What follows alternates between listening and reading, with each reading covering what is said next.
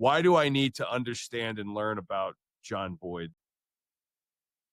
Well, it's as we've been talking about this whole time. Like, there's Boyd was about more than warfare. I think it's the ultimate thing, and the core engine driving all of Boyd's ideas was not warfare, but it's the destruction and creation conceptual model of how of understanding your picture of reality is always incomplete, and you have to always try and update yourself, suck in new information, be willing to change your perspective and let go of old conceptions if they don't match the facts of reality anymore, and having your mind open and agile enough to all of those things so that you may never get close to a perfect, your perception of reality may never be close to what is actually happening out there, but you're always trying to get it to as close as you can, because accurately understanding the world around you, it puts you in a better position to survive on your own terms, which is one of the points he makes in Destruction and Creation. To so that you may never get close to a perfect, your perception of reality may never be close to what is actually happening out there,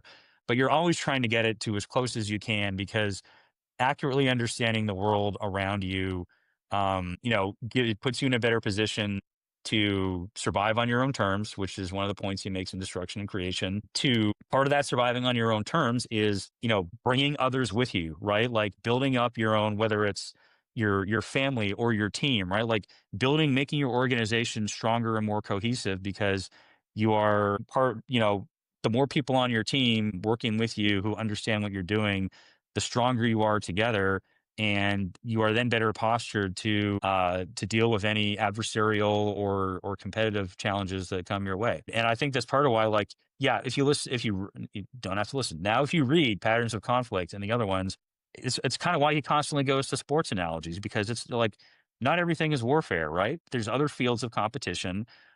Sports is one where nobody's dying, right? But you still want to win. So the idea of that cohesion, that understanding of reality on your side, and exploiting failures to understand reality on your opponent's side applies as much to the basketball team or the hockey rink as it does to war. It also applies to competitive business challenges.